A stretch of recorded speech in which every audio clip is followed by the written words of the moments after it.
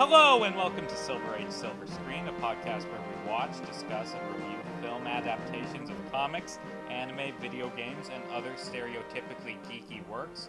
I'm your co-host, Casey Jarms. And I'm your other co-host, Riley Thorpe. You know, before we get into it, I've got some beef with Disney and they're having $30 to watch Black Widow even if you have Disney Plus when it comes out in November. It just makes me so angry. I feel like I'm gonna lose control and smash. Is that official? Are they actually putting it on Disney Plus now, or? I was mostly just doing that as a joke to introduce. We're talking about the Hulk, but yeah, they're doing that.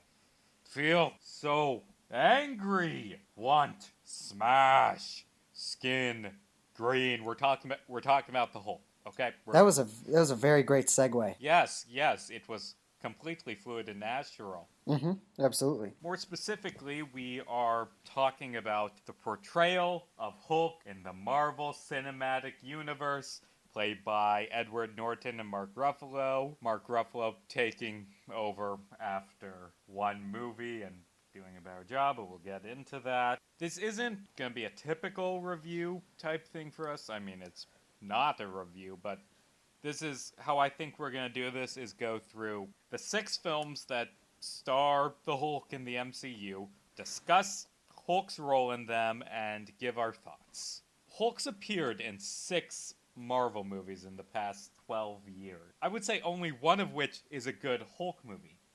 There are 3 okay Hulk movies, 2 bad Hulk movies, and also he had cameos in 2 other ones. Right. But we'll get into that. Let's just jump right in. Let's describe Hulk's appearance in the only film that actually starred him, The Incredible Hulk. So basically, Incredible Hulk, it opens up. It doesn't give Hulk's backstory, which is something that I kind of like when they don't do superhero backstories for superheroes who have had their backstories done a million times. Hulk is already on the run. We see a couple short flashbacks, but basically, Bruce Banner's backstory is did some experimentation on him to recreate Captain America's powers. Oops, experiment went wrong. Killed 3 people on the run. Also, he turns into a giant green anger monster and smashes stuff. When Incredible Hulk begins, he's in Brazil, laying low, studying martial arts to control his anger. Yes, Bruce Banner is a genius scientist studying the effects of gamma radiation on the human body. When an accident leaves him with his dual personality, there's him, and then whenever his blood pressure reaches a certain level, just due to adrenaline or being angry, he turns into this homicidal, brainless monster that just destroys and smashes, and there's just destruction everywhere he goes. And that is the backstory of the Incredible Hulk. That's where we find Bruce Banner, and he is on the run from the U.S. government, predominantly the Hulkbuster units, led by Colonel Thunderbolt, or is it Colonel Thunderbolt Ross? General, actually. Led by General Thunderbolt Ross. Ross has created a task force predominantly to hunt the Hulk and Bruce Banner down, bring him to justice for his crimes against humanity. Those crimes that, Thaddeus Ross created with him messing around with Bruce's experiments to create super soldiers, but whatever. Yeah. So anyway, Bruce Banner, when his first appearance in the MCU starts up, he's been Hulk for a couple years. He's trying to figure out how to cure himself. He's hiding out in Brazil when he cuts himself in a factory and poisons Stan Lee. And that causes the army to know where he is. They go to Brazil. They send a group of soldiers led by a guy named Emil Blonsky, who is way too into killing the Hulk for his own good. Hulk escapes them and he heads back to the US, where Bruce Banner meets up former love of his life, Betty Ross. The daughter of General Thunderbolt Ross, the man hunting him down. Yeah, who helped him with his experiments before they went wrong. The two hang out for a bit, they have some meet-cute stuff. Hulk faces off with the military a bit. Eventually, Bruce meets up with What's his name?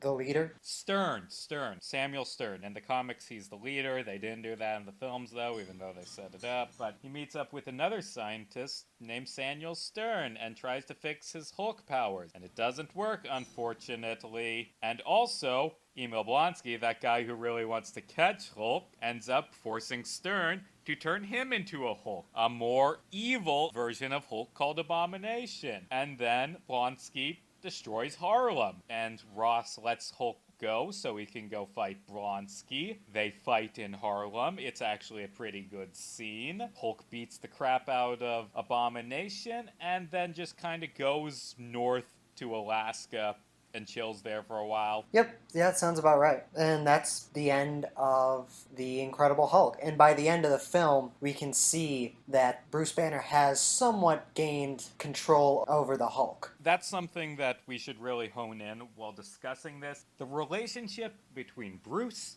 and Hulk, and as it changes over time. Exactly. At the start of Incredible Hulk, Bruce sees the Hulk as a sickness, something he needs to get rid of. He's searching for a cure, and this is, I'm pretty sure, the only time in the MCU he is searching for a cure. But at the end of the movie, he is forced to rely on Hulk's strength to defeat Abomination. At the end of the film, he starts thinking of Hulk as something he can control, something that can be used for good, albeit something that is still very, very dangerous. Absolutely. And then the next time we see the Hulk is 4 years later in the 2012 film The Avengers, where he is played by a different actor this time because Edward Norton, A, he was not too pleased with the final product that was the Incredible Hulk film, and B, he did not want to be attached to a franchise. So he basically stepped down and said, I did not want to be a part of a cinematic universe. Instead, they recast the role as actor Mark Ruffalo. We find him in India, where he is treating the sick and basically doing what he can to help people. Eventually, Nick Fury, director of S.H.I.E.L.D., sends Natasha Romanoff, aka the Black Widow, to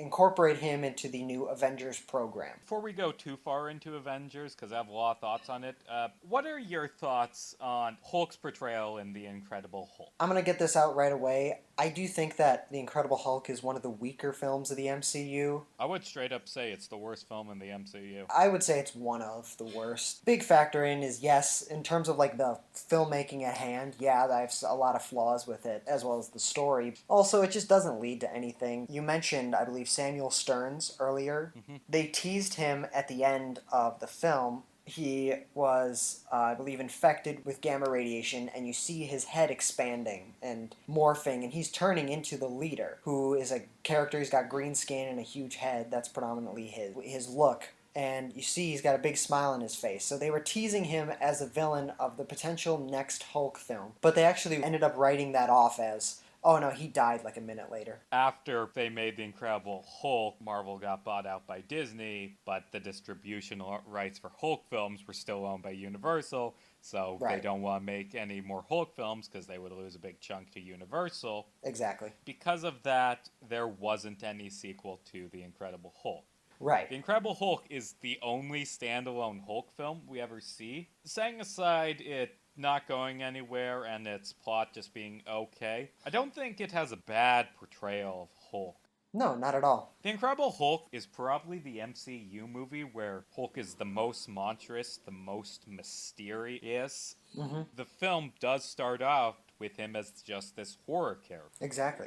As it goes on, it does start to show that there's more to Hulk and there's a bit of Banner still in him. Right, exactly. There are two moments in particular that I really like about Hulk's portrayal in The Incredible Hulk. There's a scene when he's like on the run with Betty where it's a storm outside and you see Hulk just like screaming at the thunder because he thinks it's a threat and doesn't really understand it. And that scene is a really good portrayal that Hulk isn't so much evil as just confused and childlike and really angry. And yeah, and that is something they'll go on to explore further, especially in Thor Ragnarok. When the Hulk first comes out, he's essentially an infant, mentally. And later on, like we see in Thor Ragnarok, he's been there for 2 or 3 years, so he has the mentality of like a toddler. He's very misunderstood. He's very impulsive, very aggressive, very angry, but he's just a monster. He doesn't understand. And that's something that they absolutely explored further on, much later into the series and into the cinematic universe. In terms of the portrayal, I do enjoy the development that Bruce Banner has, where at the beginning he views Hulk as this disease, but later on in the series, he realizes that there's more potential here. There's more than meets the eye with the big green giant. It's a film about Bruce Banner learning that Hulk isn't so much a monster as a part of him that he can potentially control.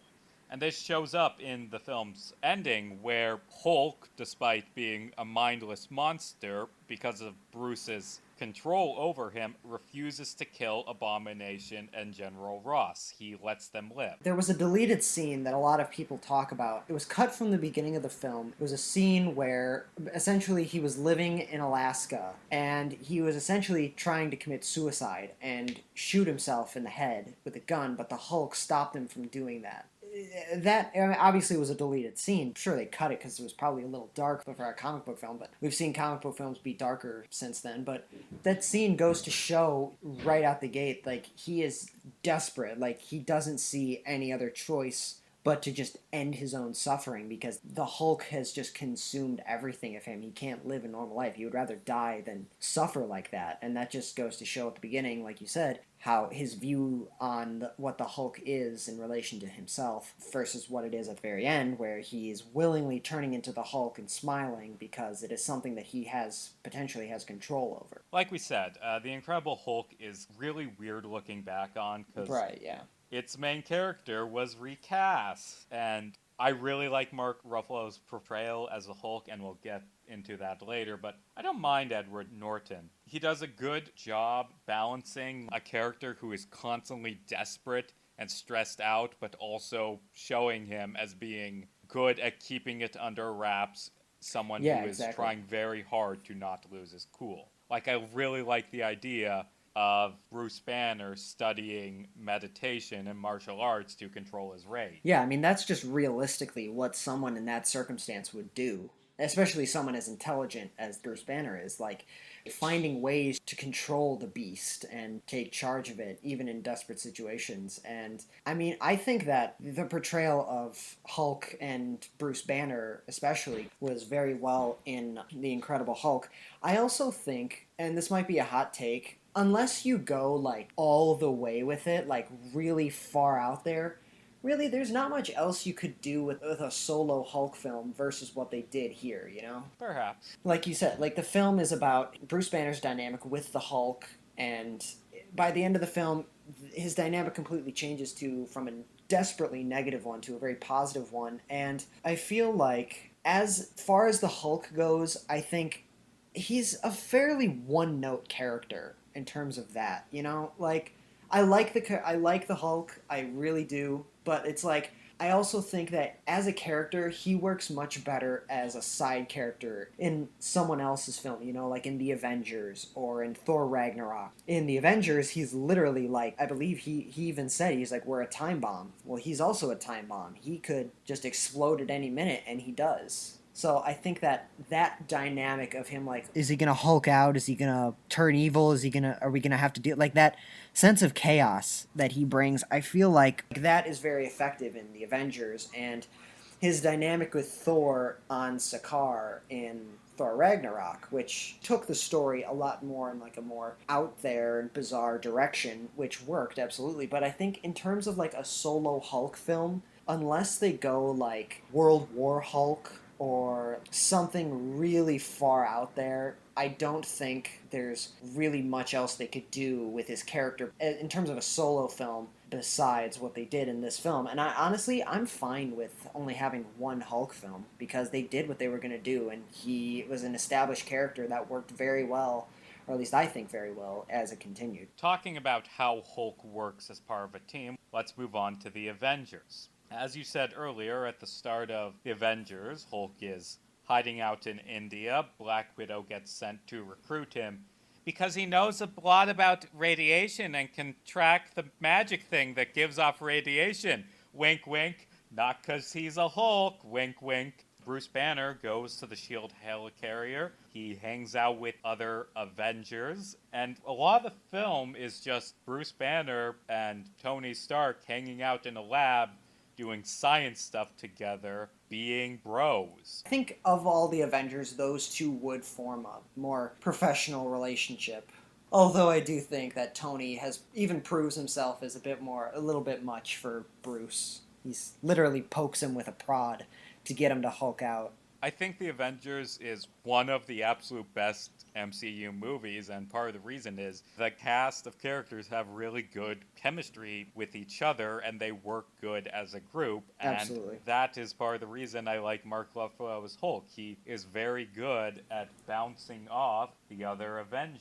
He's so done in that movie. Like, every scene that Mark Ruffalo's in, he needs a hug. Like, he's so scared of losing it and going nuts, and everyone keeps putting him in these stressful situations, and he's just trying to deal with it. Mark Ruffalo gives a very vulnerable performance, and it works very well.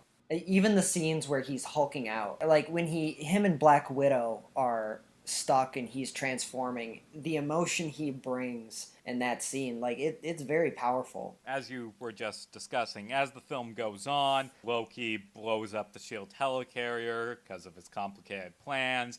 Bruce loses control. He almost kills Black Widow. He gets into a fight with Thor, and he gets chucked out. I remember sitting in the theaters way back in 2012 watching that scene. Captain America and Iron Man are dealing with Loki and all that, and I remember like seeing Thor body slam into Hulk and they land in that like airplane wing. Mm-hmm. I remember seeing like, oh shit. Because, like, it's about to go down with these guys. And it does kind of go down. So at the start of the Avengers, Bruce mentions that in the time since The Incredible Hulk, he has learned to control Hulk. And there are a few times throughout the movie where people ask him how he does it. I'm pretty sure Iron Man at one point suggests that Bruce Banner just smokes a ton of weed to keep Hulk under control, which isn't true, but I do like the mental picture of it. That's why Hulk is green. Yeah, and I guarantee you that was an improv by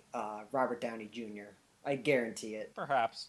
At the end of the movie, there's a big alien invasion in New York. All the Avengers show up. Then Bruce just comes in on this little moped and walks to the front of them. And Captain America says to him, "Now would be a good time for you to get angry." And then Bruce just turns to him and says, "That's my secret, Cap. I'm always angry." And then as a giant alien monster flies down to kill the Avengers, he just, mid-sentence, just transforms into the Hulk and punches it hard enough to stop it dead in his tracks, because that is what he has done. He has started using Hulk as a weapon, because that's a good way to use the Hulk. It became a meme, but it is genuinely a good line. I'm always angry, because, let's be honest, Bruce Banner should be always angry. He has a lot to complain about. Yeah, he has a right to be upset every once in a while. But you can't lose control of your anger if you're always insanely pissed at everything. The final battle of the Avengers is great. If we ever review the Avengers, we'll go more into it, but we see some just great Hulk smashing. We see him take down a ship with Thor. We see him jumping from buildings. We see him just ragdoll the crap out of Loki. And then at the end of the movie, Bruce calms down with no effort, and he goes back into hiding because still a wanted fugitive. No, I thought he goes to work with Tony Stark. It's weird. They're unclear about that, and the films in general just kind of forget the whole wanted for 3 murders thing. But Yeah. I always interpreted that as him just hiding out at Iron Man's place. He and Tony drive away together. Yeah. In terms of how the Hulk is portrayed in the Avengers, it's a good portrayal, not necessarily of Hulk, which, yes, it absolutely is. It portrays the very human side of Bruce Banner in relation to the world around him. In addition to that, it also portrays Hulk as this badass monster that is very useful in a battle scene. In terms of the Hulk, I feel like what that film does the best, more so than just the portrayal of the Hulk. The Hulk's dynamic and relationship with the world around him. You know, Mm-hmm. they brought him onto the Shield helicarrier under false pretenses. They said, "You are so gifted tracking gamma radiation, and that's what we need you for." But really, what it is okay, we need to create this team of superheroes and this big green monstrosity that can punch an entire alien like 1,000 times its size into oblivion without breaking a sweat. He's pretty useful on the team. In terms of how the Hulk is portrayed, what the Incredible Hulk did very well is portray the dynamic between Bruce Banner and the Incredible Hulk versus where the Avengers did is the Hulk's dynamic with the rest of the Avengers and the government and just kind of the people of the world, you know? Yeah. I said earlier I thought there was only one good Hulk film in the MCU. That may have been a bit harsh, but I do think The Avengers is the best portrayal of the Hulk in the MCU. Yeah, yeah, that's fair. Absolutely. I agree with you. One small note before we go onward, because it will be important for a discussion of the next major Hulk film. There are, as we mentioned, some seeds of mistrust placed on Hulk. They bring him into the Avengers under false pretenses. It's actually shown that Nick Fury has a massive cage to put the Hulk in case anything goes wrong, which him mentioning to Bruce Banner kind of makes Bruce Banner get a little angry. Yeah. Keep that in mind as we go on to Avengers Age of Ultron. I mean, in between them was Iron Man 3, where there was a cameo of Hulk just hanging out with Iron Man, which I like the idea of superheroes hanging out with each other between movies. That's the thing I feel like that I like about the Avengers versus like other superhero teams, like, well, predominantly like the Justice League. In terms of the Justice League, like, yeah, Batman, Superman, and Wonder Woman, like, they're all friends, but like they're not super They're work close. friends. They're work friends, but like the rest of them are just like, all right, we'll team up if necessary. But like the Avengers, they're like friends. That's what I like about them. I agree with you on the it's great that the Avengers are friends. I don't know if that's super accurate on the Justice League, because there are definitely some strong friendships within the Justice League, like, for instance, Blue Beetle and Booster Gold, or Green Lantern and the Flash. Yeah, well, I'm talking about like the main seven, like the new 52 7 versions of Fair them. enough. But like, yeah, you're right. Green Lantern and Flash are better friends. Yeah. Batman and Superman, Superman and Wonder Woman, like they have their dynamics. But in terms of like them as a group, you very rarely see them like hanging out as friends. You know, they don't get shawarma. They don't get shawarma together.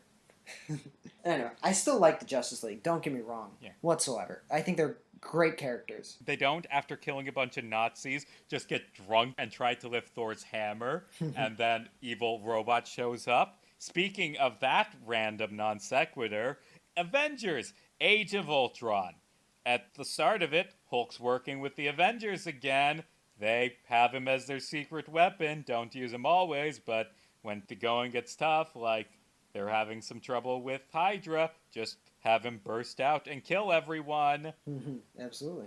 And they actually show that Bruce Banner, who is a gentle, sensitive guy, he's not a bloodthirsty warrior like Thor, isn't super into his role as Hulk, just being this hammer to drop down on people. Like, there's a scene after Hulk destroys a base full of Nazis where Thor's like, "It was glorious! Their screams will echo forever!" And then it just cuts to Bruce Banner putting his face in his hands, and then Thor sheepishly is like, screams of joy. But yeah, Hulk, with his good bro Iron Man, creates Ultron, which they normally portray Ultron's creation as being more on Iron Man, which Right. I mean is fair because the creating Ultron is very much an Iron Man thing to do, and it's part of his character arc. But yeah, Right. Hulk co-creates Ultron. Yep. Oh yeah. And Ultron does a bunch of evil stuff. During their hunting for Ultron, it brings them to Johannesburg, South Africa, where Scarlet Witch, who's working for Ultron at that part, does a bit of magic on Hulk, makes him lose control and smash stuff, and we get to see Hulk fight Iron Man. And it's cool.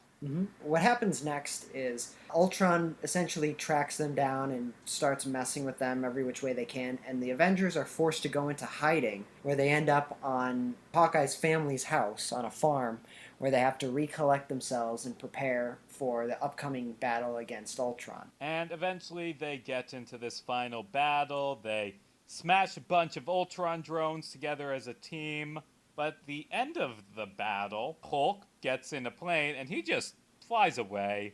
Doesn't tell anyone who he's going. Right. And that happens because of the core development Hulk goes through in the second Avengers movie. Like I touched on it briefly earlier. But there's a big theme of distrust Hulk has towards the other Avengers that goes on in this movie. They use him as a weapon against Hydra. He loses control of himself in Johannesburg because of Scarlet Witch, and you just see after he gets knocked out of the funk, him looking around horrified at himself.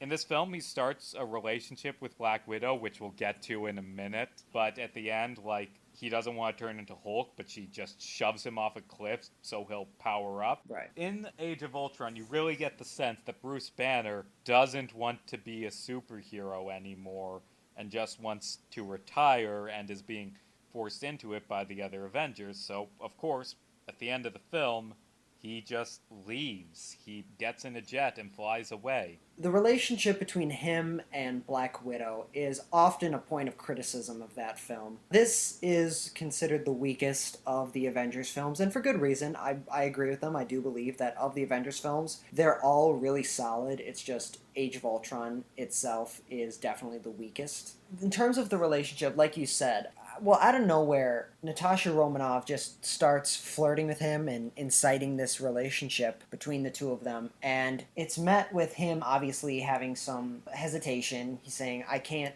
be in a relationship, I can't have these attachments because of what the Hulk is. And Yeah, because call back to Incredible Hulk, where they said the Hulk can't have sex without turning into the Hulk, which is okay. That's a detail you have canon now. yeah, poor guy.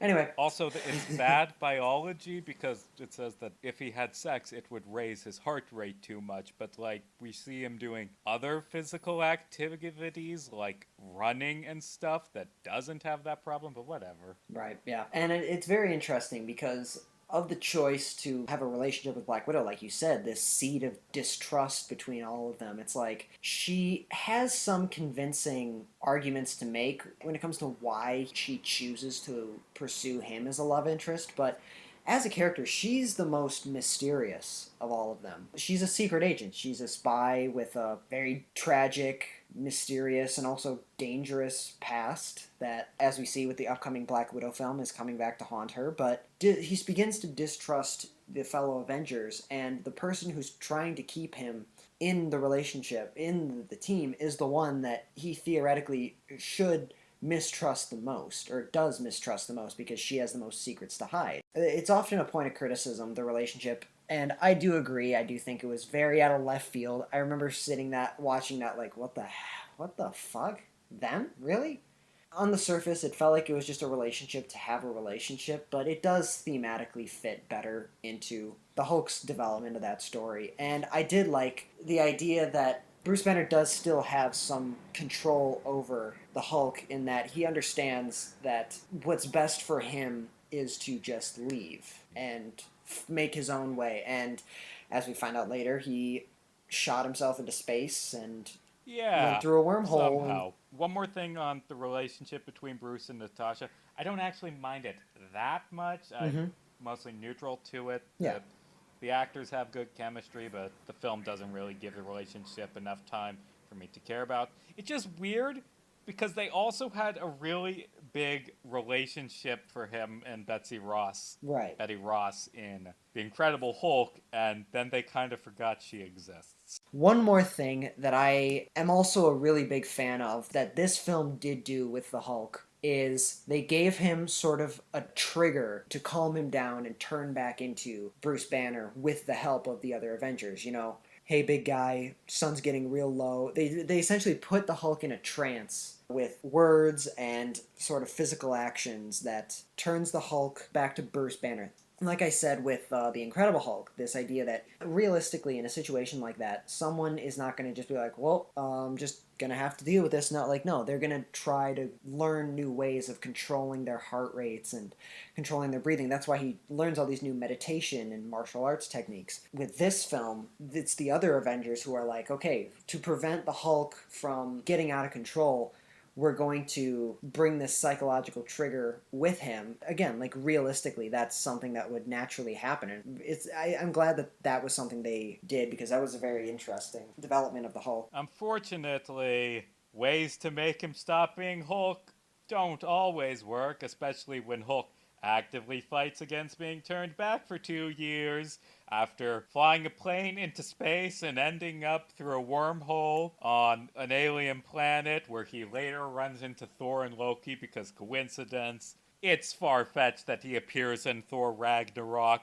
but it is such a great moment. Like, he's a friend from work! Like, Yeah. I'm Yeah, kind of absolutely. disappointed that it was revealed when the film was first announced it would be half adapting Planet Hulk, and also they showed it in all the trailers, because that would Yeah. have been such a scene to see in theaters. So that was a very nice segue into Thor Ragnarok. Something that I do like, to continue on with what you just said, how it's all coincidental that they did that. One thing that I always liked about Thor Ragnarok, because I don't love the movie. A lot of people do love the movie. I don't, just for I have my reasons. But one thing that I always appreciated it, because I believe it came out 2017. Yeah, I think, yeah, 2017. 2017.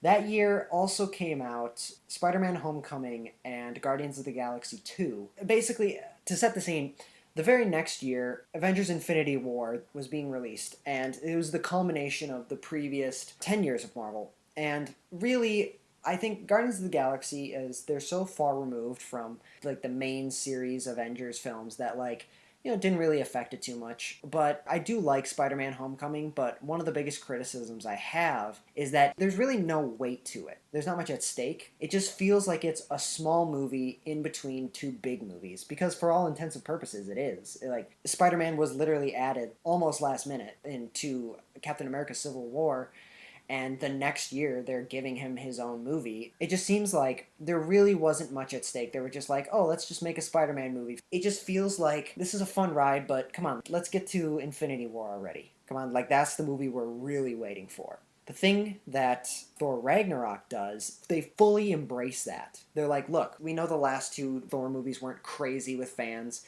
We know you want to see Infinity War. Let's just have a damn good time. It fully embraces the fun aspect of the series, like having all these throwbacks, like when Hulk jumps out of the plane, which is an homage to what he did in The Incredible Hulk. The only difference being, in The Incredible Hulk, right before he landed, he transformed into the Hulk, whereas in Thor Ragnarok, he just splats on the bridge. It's just, there's little moments like that, and it's just that film. I always give Thor Ragnarok credit. Like, yes, it's very coincidental, but come on, let's just have some fun, okay? And it is fun. It's fun seeing Thor and Hulk have a rematch. And anyway, after Thor and Hulk's fight in this gladiator arena, we just get to see Thor and Hulk chilling out. It's weird. We see Hulk be calm because he's been Hulk for 2 years, keeping himself from turning back into Banner, and he's actually grown as a person. He's less angry, he's calmer, he's more mature.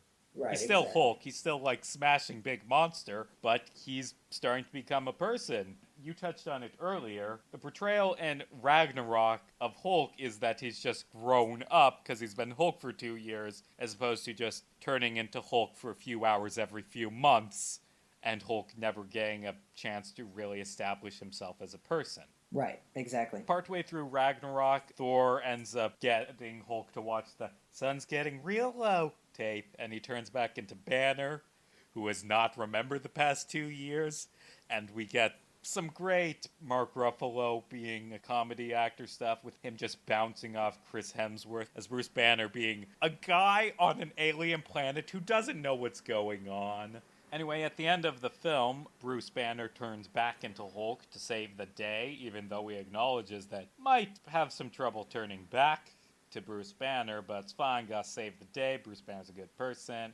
After Hulk gets to beat up a giant god wolf, the film ends with Thor and Hulk going on with the Asgardians to have new adventures. And then 5 minutes later, Thanos shows up. How is Hulk's portrayal in this film? It's probably the film that portrays Hulk as a monster the least, except for maybe Endgame, and we'll get to that. It portrays Hulk, the persona of Hulk, as finally starting to become his own person, and that person is this battle-loving, big, tough champion. Right. And it's great. Like he's finally found a home, essentially. Yeah, and he's finally starting to be comic accurate Hulk, with Hulk not just being a monster, being his own person, kind of. I mean, honestly, this film definitely takes a lot of creative liberties with the stories they're pulling from, like the Planet Hulk. This takes a lot of liberties. Hulk becomes a gladiator and fights against a cosmic Marvel character on a planet called Sakaar. And that's it. all it has from Planet Hulk. In terms of being a portrayal of the Hulk, it's definitely like its own thing. The Hulk isn't predominantly known for being like a 3-year-old. It's good, don't get me wrong, it is good for what they're going for, but like in terms of who the Hulk is as a character, it's doing its own thing. I'm pretty sure Hulk talks more in this film than in every other MCU movie combined. But his awesome bromance with Thor comes to an end, because Thanos shows up and beats the crap out of Hulk to show that he's strong. Mm-hmm. And then Hulk turns back into Banner, and doesn't turn back into Hulk for the rest of Infinity War. The interesting thing is Kevin Feige went to Mark Ruffalo right as like they were developing the script for Thor Ragnarok, and he said, listen, because Universal owns the distribution rights to the Hulk, we're not going to be able to make a solo Hulk film. But if we were going to, what would you like us to do? And essentially, with the help of Mark Ruffalo, they developed sort of a 3-film arc.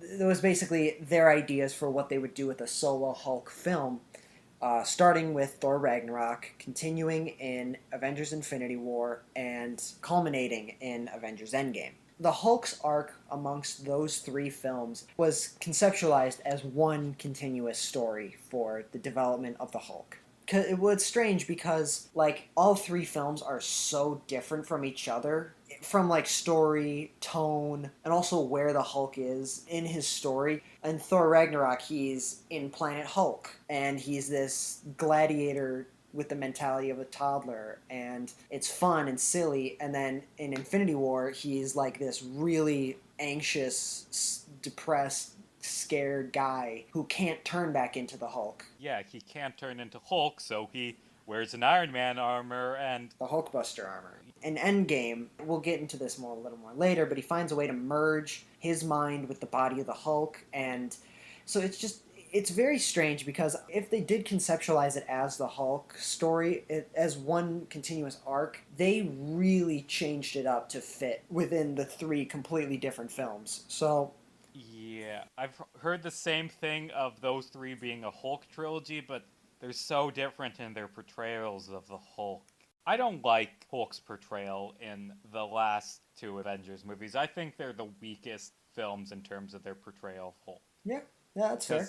He's just barely in them. I like Hulk being overwhelmed by Thanos to establish Thanos being good. That's a good scene. Yes. It's an overdone trope, war effect, yada yada, but it's good. Yeah. But the thing is, that's the last time we see Hulk, like really see Hulk, is him getting beat down. And Hulk doesn't come back, and a lot of people say it's because he's scared of Thanos. That's not true. According to the Russo brothers, it's because he doesn't like being used as a weapon by Bruce Banner, which is interesting. Right. But they didn't really explore that much because Hulk's barely in it. Here's the thing. There are some cutscenes from the climax of Infinity War, and there's a toy based off them. That's how we first found out about them, even before the DVD was out. In the finished film, Bruce Banner kills one of Thanos' minions using the Hulkbuster armor, which is fine. But the original plan was in the final battle, Hulk and Bruce Banner start talking to each other. Hulk says he doesn't want to be used by Banner, so Banner proposes an idea, and they fuse together then. And we get Professor Hulk bursting out of the Hulkbuster armor, beating down Obsidian with Hulk strength and Banner's intelligence, And that is when we get Professor Hulk, as opposed to it being off screen in between films. Like, I like this as an end to the arc of Hulk. First, he feared Hulk, then he learned to control Hulk, then he started treating Hulk as another, and now he's finally treating Hulk as a part of him. I like that as a resolution to his arc, but it happens off screen between films. That is definitely one of the weakest parts of it, and you're right. I agree. And there's a lot of people who say like that is one of the weaker elements of Endgame is that it was so weird. Like I don't hate what they did with the Hulk by any stretch of the imagination in Avengers Endgame, but I do agree. I do think that that was a little weird. It was very sudden, like you said, but admittedly, I don't know exactly how else they would have done it. Apparently, they cut Professor Hulk debuting in Infinity War because of pacing, which I can Yeah. understand, but I don't really know. I don't know how it would have been edited or if it couldn't have been edited to be good, but whatever. Yeah, well, that film in general is just very tightly edited. And when you were explaining it, in my head, I was kind of thinking like that could have like broken that scene up a little bit. It would have taken too much time. I kind of get why they didn't do it then, but they could have done it in Endgame. But like again, that film is very long and very tightly edited. They would have had to have devoted so much time to explaining like, ooh, this is what Bruce Banner's gonna do, and then this is what's gonna turn to the Hulk, and it's like, There is a place in Endgame I think they could have had Professor Hulk be introduced. oh yeah, what was that? When Hulk meets with the Ancient One, Doctor Strange's mentor, who pushes his soul out of his body and he gets an out of body experience while she talks to him, Yeah. that could have been a place to have had the merge happen. I don't know. Yeah, maybe. It was a very interesting idea, merging Bruce Banner and the Hulk as one character, and it fits thematically and it fits in the story, but like in execution, really, in order for that to happen, Hulk really had to be one of the more central focuses of the film, and they just could not do that based on the requirements of the story. Yeah, I like the idea of what they did, I just don't like the execution. And the execution has much to be desired. The end of Endgame does give two. It gives a couple interesting things with Hulk I'd like to talk about briefly. First off, Hulk's the one that does the snapping and like brings all the billions and billions of people back to life, and you get a shot of him saying like, "It's like I was made for this," because like Hulk is the only one tough enough to do that, and even then he loses an arm like bringing people back Yeah. to life. And I do like that. I do like Hulk's arc ending with him basically using his strength not for destruction but to save people. Yeah. And immediately after that, the Avengers base gets blown up, a bunch of people end up underground, and Hulk holds up the whole base to save them, which is tying in what is perhaps the most famous Hulk moment in the comics, him hulking up a mountain, and I don't know. I expected it to be more, because that's like the Hulk moment in the comics, and they don't really focus on it at all. Right, yeah.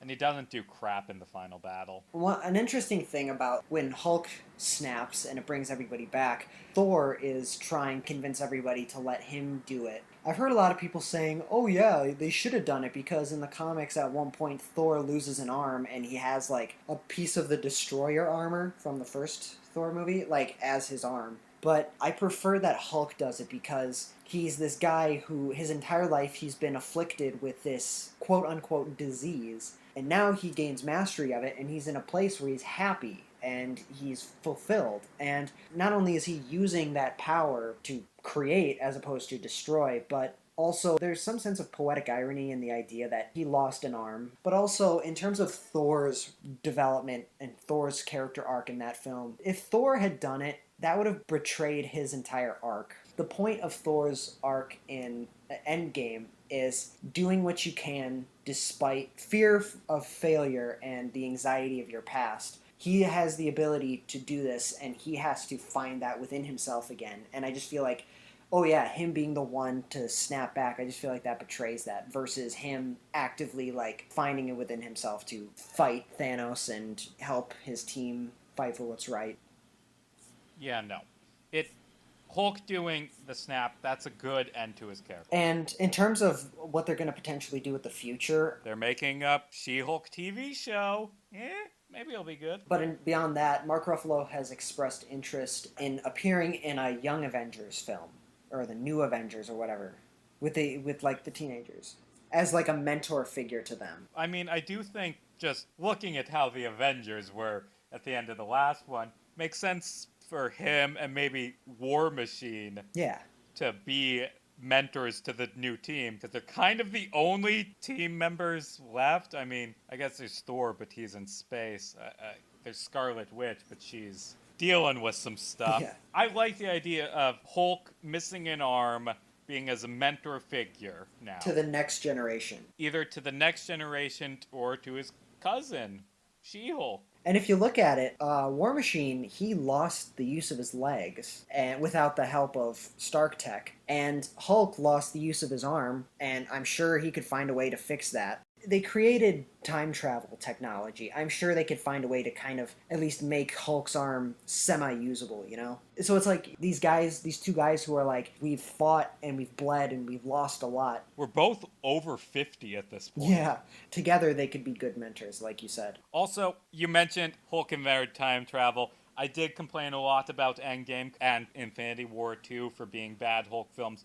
They do have good scenes of Mark Ruffalo just being Mark Ruffalo that I enjoy. Yeah, absolutely. And we're not saying that those films are bad in any way. No, because it's the main problem the Marvel crossovers have is that they don't have time to focus on all the characters. Like Hawkeye in the first Avengers, Thor in the second one, most of the team in Civil War, basically anyone who wasn't Iron Man, Captain America, or Thor in the third and fourth ones. In terms of how the Hulk has been portrayed in the grand scheme of the entire Marvel Cinematic Universe, how accurately or how well has he been portrayed, do you think? How well and how accurate are different questions. Because Hulk's main role in the MCU, because of the whole Universal crap, is a part of the Avengers, which isn't really a thing in the comics. Like, he was a founding member in the comics, but left after a few issues and only rejoined them after 2012 as a tie-in to the movie. Right. Hulk isn't traditionally like a major Avenger in the comics, but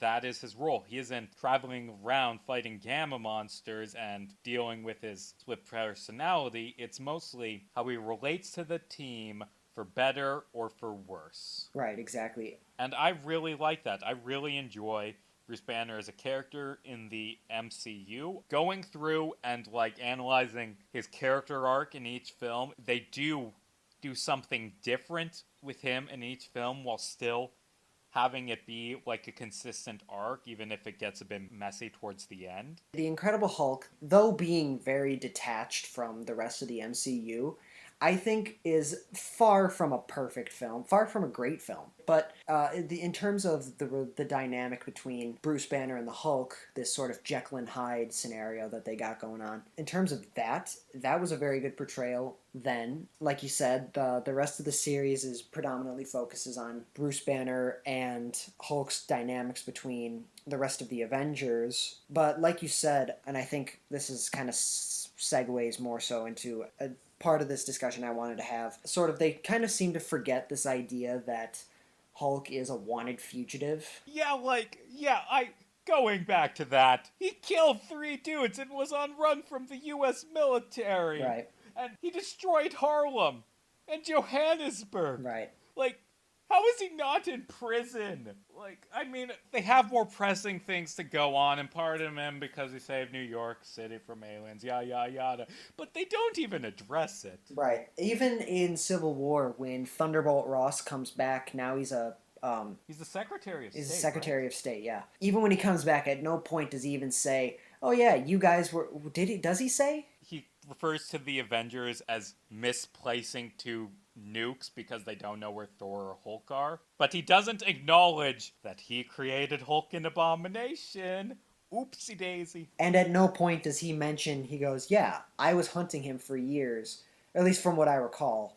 Again, it's been a while since I've seen the movie. I don't recall him ever saying, "Yeah, like you, Tony Stark, were harboring a fugitive that I was hunting down personally for years." So, you and I have talked about this.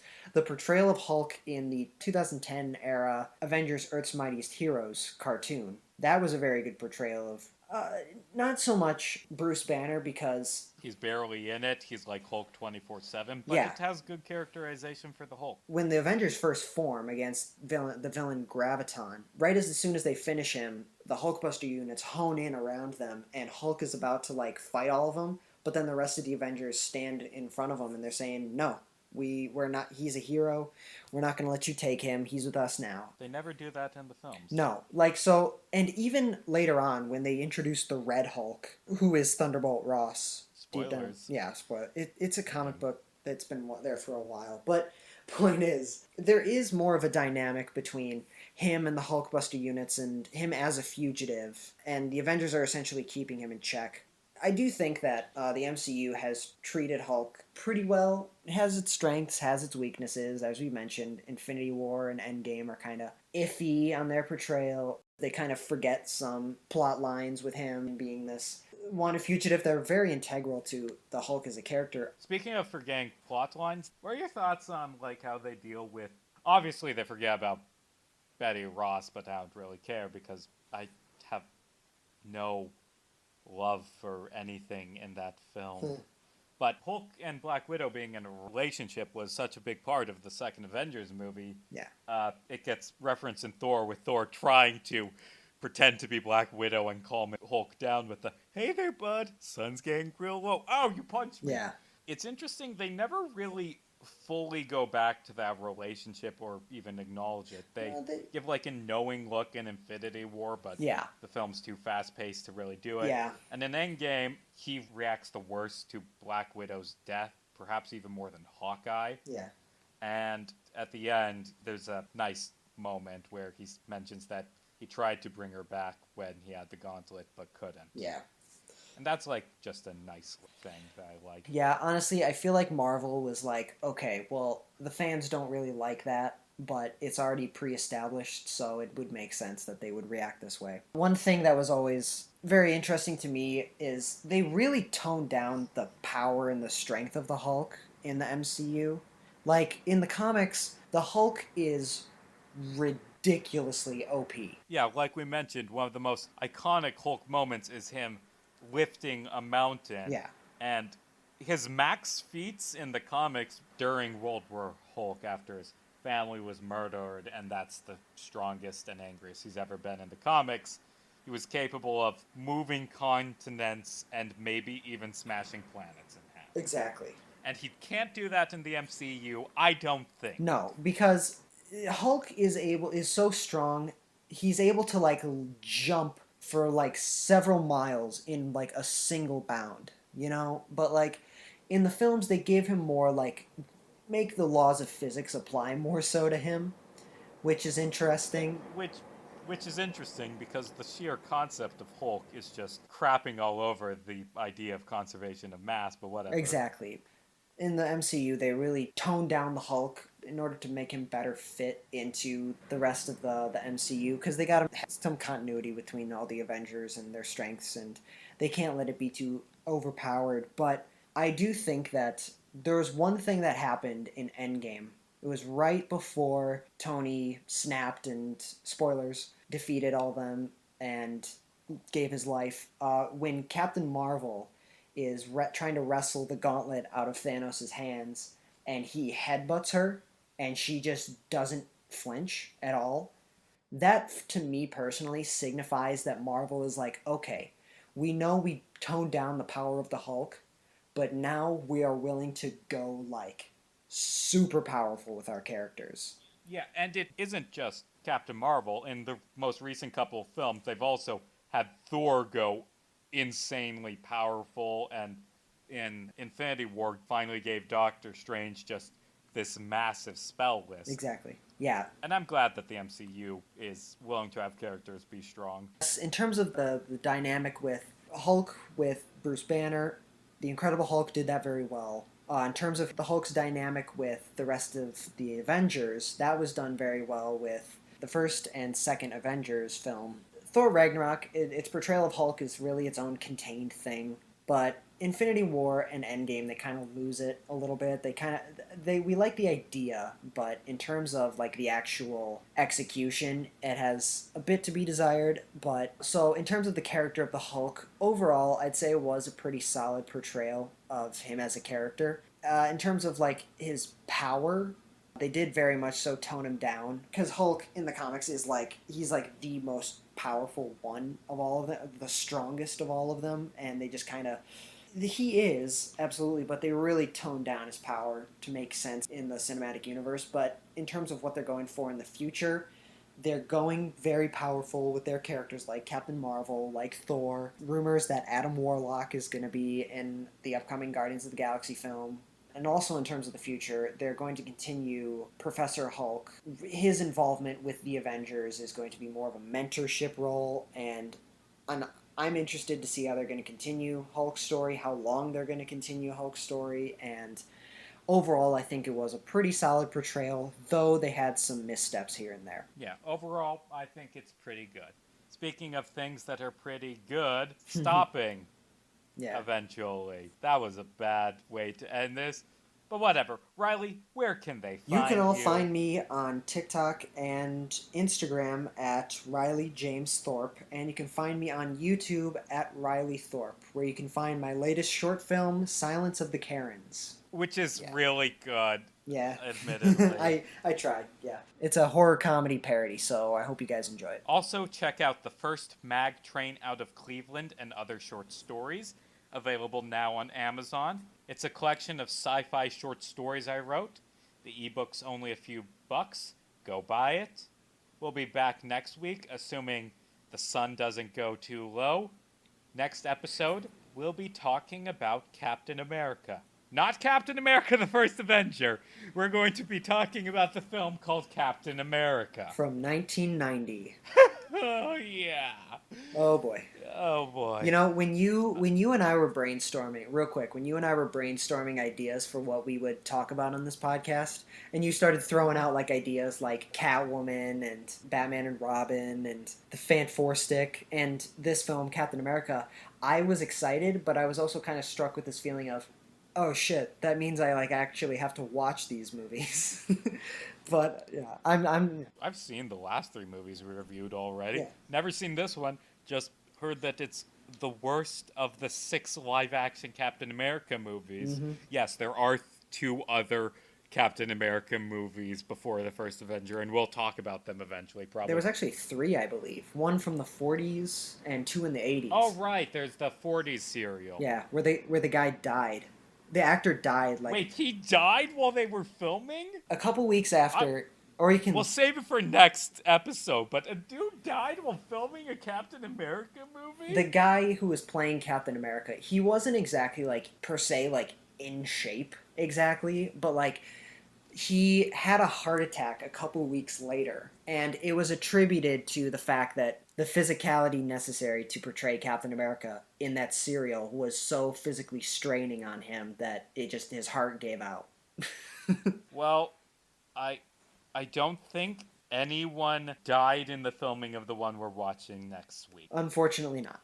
Anyway, as always, I'm Casey Jarms. And I'm Riley Thorpe. And hey, it's just a movie. Don't lose your head about it, especially not to Thor.